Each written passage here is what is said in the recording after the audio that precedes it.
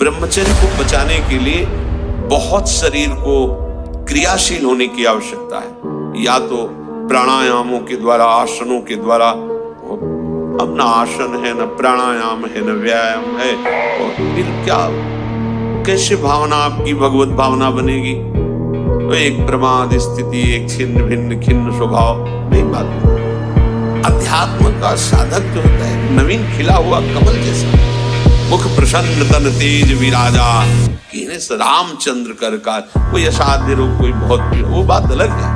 नहीं तो ऐसा वो जिसे कमल खिला होता है ऐसे खिला रहता है। क्यों? हर समय चिंतन सही, आचरण सही, सब कुछ सही। कोई भी रोग ऐसा नहीं है जिसकी सामर्थ्य कृष्ण नाम में दूर करने की। जितने भी रोग हैं सब प्रभु श्री कृष्ण के द्वारा प्रकट किए हुए, भगवान के द्वारा, और सब रोगों का समन करने के लिए इनका नाम है। ये जो नाम है प्रभु के, इनमें इतनी सामर्थ्य कि औषधियों में नहीं। ये जितने बुखार है ना, सब ये ऐसे कोई नहीं कि अपने आप हो गए, ये सब छोड़े जाते हैं। यमपुरी में जितने भी रोग हैं ये सब बंधे हुए हैं। कामना का मूल ही होता है अशांति। अब जितनी कामनाएं हैं वो सब भय और अशांति देने वाली। मैं इस परीक्षा में पास हो जाऊं, ना पास होंगी तो क्या होगा, इतनी बार फेल हो गई, फिर फेल हो गई तो मेरा तो जीवन बर्बाद हो जाएगा।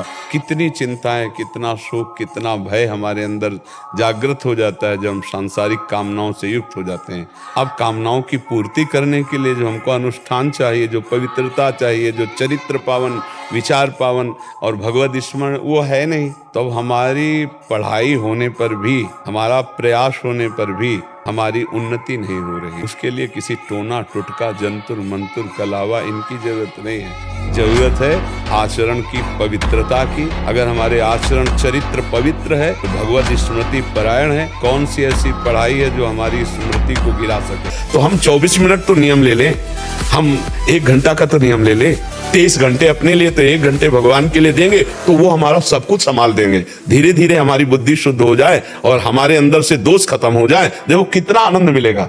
खुद आनंद, त्यागात् शांतिरंतरम। जब हम गंदे भोगों का त्याग करते हैं, गंदे विचार का त्याग करते हैं, तो हृदय में परमानंद शांति का खुद अनुभव होता है। आप समझ रहे ना? नियम निष्ठा, भोजन सुधार लो तो नियम निष्ठा सुधरेगी। भोजन आजकल बहुत गलत है।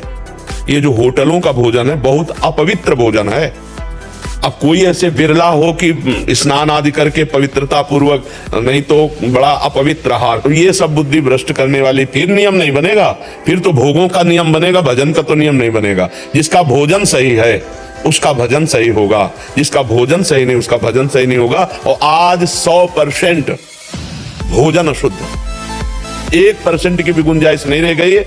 यदि आप अपने घर में पवित्रता पूर्वक बनाए तो मान लो हल्दी ला करके घर में कूट के आप छौंके तो हल्दी है, नहीं पता नहीं कि हल्दी है कि केमिकल है। आपके घर में गाय है और आप दूध दूह के ले रहे हैं तो पता है कि दूध है, नहीं पता नहीं दूध है कि केमिकल है।